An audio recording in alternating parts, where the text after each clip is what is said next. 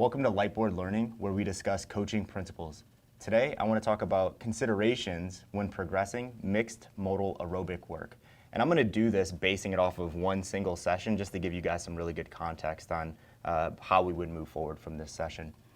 So the first priority is to have clear priorities, right? So you never just want to give someone a piece of work without an understanding as to why you gave them that work, right? So relative to this piece, it's like some priorities that could have been derived from this are we want to improve knee flexion muscle endurance in the wall ball. We want to improve push muscle endurance in the burpee. Or we want to increase pull relative to the pull-up, muscle endurance in the pull-up, right? So just have a really clear priority why you're giving a piece of work. So don't just give 5 exercises and say 3, 2, 1, go, good luck. The second piece I want to talk about is understanding limitations. This is extremely important to understand your clients and what you're giving them because you want them to be successful in that session. So let's say that I gave this to a client and in my head, I wanted them to hit this amount of volume in the pull-up every single set. But in my head, I'm thinking like they probably won't be able to do this volume in a sustainable manner over 10 minutes unbroken.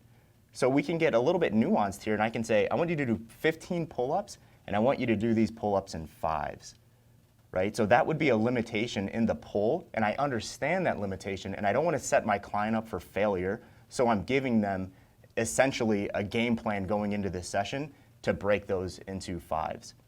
When you work with a client for 2, 3, 5 years, they're going to understand how to do this on their own. So keep that in mind as well. There should be constant learning while your clients are going through work, aerobic work, resistance, whatever they're doing in their practice.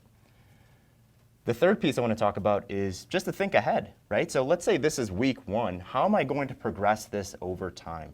And I see a lot of coaches just fail here, right? Because we can't look at aerobic work the same exact way that we look at resistance work, right? So I can't, well, you can do this, but I wouldn't recommend saying, let's do 15 wall balls with a 14-pound ball week 1. And then week 2, I'm going to do 15 wall balls with a 20-pound ball. And we're going to go all the way up to 50 pounds. That's just not feasible, right? So understand how you're going to progress this session week by week. And the only way to do that effectively is understanding your priorities. If your priorities are to increase squat muscle endurance, we don't have to do wall balls week over week over week, but we're definitely going to have a squat exercise inside of the aerobic piece to increase squat muscle endurance. And the same goes across the board. If I want to improve efficiency on the rower in an aerobic setting, and that's my only priority, I can have rowing as like the last thing in that circuit, and I can just put anything around it. That's not random because what I'm trying to do is increase efficiency in the rower itself, and I just want to put a bunch of different patterns and work around that and see my client's limitations. So think about these 3 priorities when you're progressing mixed modal aerobic work, and let us know in the comments, how do you progress mixed modal aerobic work?